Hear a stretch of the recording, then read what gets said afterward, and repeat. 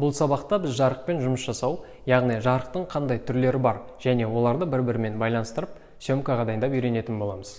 Көпшілігіңізде профессионалды жарық құралдары болмағандықтан біз бюджетті, яғни арзан, кез келген адам сатып алатын жарық құралдарын пайдаланатын боламыз. Олар бізде қарапайым OLX-та 10-15 мың тұратын софтбокстар. Сіздердің үйіңізде светильник болса, сонымен уақытша практика жасасаңыз болады. Негізі жарықпен жұмыс жасап үйретуді көп курстарда кәдімгі кәсіби студияларда түсіреді. Бірақ бәрінің бірдей студияларға ақша төлеп істеп кететіндей мүмкіндіктері жоқ. Сондықтан біз мысал ретінде көпшілікке қолжетімді қарапайым помещение біздің офис коридорын алдық. Бірден айтайын, бұл сабақтағы барлық жарық түрлерін міндетті түрде пайдалануының қажет жоқ. Өзіңіздің мүмкіндіктеріңізге қарай асықпай, бірі болмаса бірін қолдана беріңіз. Ендеше бастайық. Көп бөлмелерде потолок көбіне ақ түсті болады. Ал ақ түс ең жақсы жарық шағылстырушы. Яғни кез келген ақ түсті нәрсеге жарық түсірсеңіз, көріп тұрғандай ол жарықты өзінен әрі жалғастырады. Сондықтан көп түсірілімдерде осындай ақ отражатель пайдаланады. Ол көбіне дополнительный, яғни қосымша жарық алуға көмектеседі. Сондықтан, мысалға біз жарықты жоғарыға қаратсақ, ол бөлмені ерекше жұмсақ түске бояйды. Ол не үшін қажет?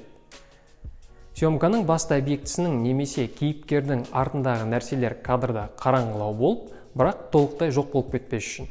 Олар көрінбесе, әрине көрермендер басты кейіпкердің қандай жерде тұрғанын көрмей, сезбей қалады. Яғни, толтырушы жарық локацияның пішінін қандай екенін көрсету үшін және жұмсақ жарық алу үшін пайдаланады. Ол не үшін қажет? Күнделікті жоғарыда тұрған люстра, лампочка жарығы жарамай ма десеңіз, ол жарық басты кейіпкерге де, бөлмеге де бірдей жарық түсіреді. Оның үстіне қатты көлеңкелер береді. Ал көлеңкелермен жұмыс жасау ол көп уақытты талап ететін тәжірибе. Суретші жарық басты объектіден немесе кейіпкерден биіктеу және шамамен 45 градус еңкейіп тұру керек. Көріп тұрғандай, ол басты кейіпкерге сәнділік және пішіндерінің нақтылығын береді. Оны адам алдына қалаған жеріңізге қойсаңыз болады. Әрине, өзіңіздің талғамыңыз бойынша. Және әрбір адамның рабочая сторона дейтіні болады, қарапайым тілмен айтқанда әдемі жағы. Міне сол әдемі жағына қаратып қойсаңыз болады. Бірақ жарықпен дұрыс жұмыс жасап үйренсеңіз, кез келген объектіні әдемі алып көрсете аласыз. Жарықтың адамға жақын алыстығын әрине өз қалауыңызша қоясыз. Жақын қойсаңыз, жарық қатты және керісінше алыстаған сайын әлсіз түседі. Міндетті түрде жарықтан адам бетіне түсетін көлеңкелерге мән беріңіз. Дұрыс қойылмаған суретші жарық адамның мұрын, қас, ернінен артық көлеңкелер шығарып, түрін нашар қылып көрсетеді. Сондықтан жарықта адам түрін нақты қылып көрсететіндей қылып қойыңыз қажет. Әрине көлеңкені толықтай жоқ қылудың қажет жоқ. Ең дұрысы мысалда көріп тұрғандай болып түсу қажет. Сосын тағы бір айта кететін нәрсе, бізде жарықтың бетін жауып тұрған ақ жұқа матаны көріп тұрған шығарсыз. Ол жарықтың адам бетіне жұмсақ болып түсу үшін қажет. Ол болмаса, көріп тұрғандай жарықтан түсетін көлеңке қатты әрі қатаң болады. Сізде үйде жарық көзін осылайша жұқа ақ матамен жаба аласыз. Бірақ байқаңыз, лампочкаңыз қатты қызатын болып, өртке ұшырап қалмаңыз. Негізі дұрыс жарықты іздеу қажет. Өйткені әркімнің жарық құралдары әртүрлі. Сондықтан үнемі жарықтың қойылуы және қуатымен эксперимент жасап отыруыңызға кеңес беремін. Аты айтып тұрғандай, артқы жарық немесе контровой свет міндетті түрде адамның артқы оң немесе сол жағында тұруы тиіс. Дұрысы суретші жарыққа қарама-қарсы тұруы міндетті. Нәтижесінде адамның формаларын дұрыс көрінуіне алып келеді. Бұл жарықтың көмегімен сіз тек адамның пішіндерін көрсете ғана қоймай, оны фоннан бөліп көрсете аласыз. Ол қалай? Көріп тұрған артқы жарықсыз, басты кейіпкердің көлеңке жағы фонмен шағылысып тұр. Ал жарықты қоссақ, кейіпкердің бас иықтары нақты көрініп, фоннан бөлек көрініп тұр. Жарықты жоғарыдан адам бойымен немесе төменнен бере аласыз. Әрине өзіңіздің фантазияңызға байланысты. Мінекей артқы жарықтың бастапқы міндеті осы. Фон жарығы енді түсінікті шығар. Фондағы қабырғаларға тіке бағытталып түсетін жарық.